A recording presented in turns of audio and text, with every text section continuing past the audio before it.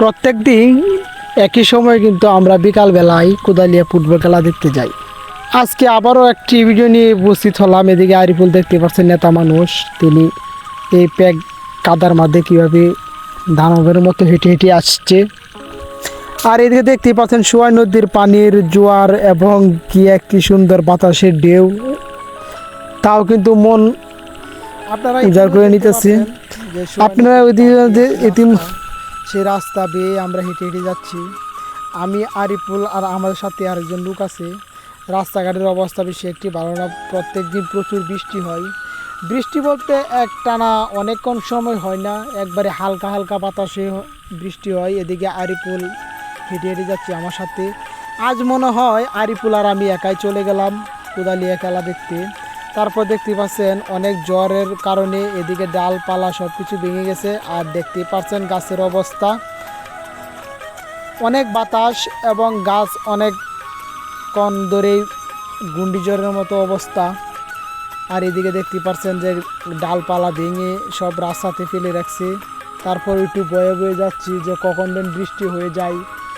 বিশেষ করে ছাতি নিয়ে নেই, কারণ ছাতা আমরা ব্যবহার করি খুব কম, ছেলে মানুষ, এটি একটি আমাদের কাছে বোঝার মতো হয়, তাই কিন্তু আমরা ছাতি ব্যবহার করি না। ছাতি না ব্যবহার করে আমরা কোদালিয়া মাঠে যাচ্ছি। এদিকে দেখতে পাচ্ছেন সোয়াই নদীর ওয়েদারটা।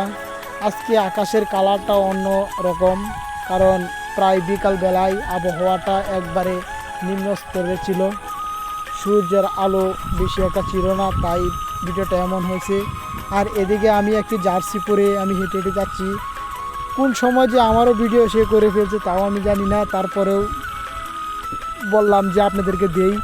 ভিডিওটা দেওয়ার উদ্দেশ্য এটাই যে আমাকেও মাঝে মাঝে দেখেন যে কে ভিডিও করে, কে ভয়েস কে বা কে এডিটিং করে, ছেলেটি কেমন, তাও তো দেখার একটা সৌভাগ্য আছে। তারপরে যাইতে যাইতে কাশীগঞ্জ বাজার চলে গেলাম। কাশীগঞ্জ বাজার পার হয়ে আমরা কোদালিয়া মাঠে গিয়ে উপস্থিত হলাম। কোদালিয়া মাঠে গিয়ে দেখতে পারছেন যে খেলা শুরু হয়ে গেছে। এদিকে বল নিয়ে যাচ্ছে, আবার আরেকজনে ফিরাইতেছে। আমার ভিডিওটি মাঝে মাঝে কাঁপাকাঁপি করে, কারণ একটি যে আমি যে ভিডিও করি সবার সামনে থেকে ভিডিও করি না, হয়তো একটু আগে ভিডিও করি।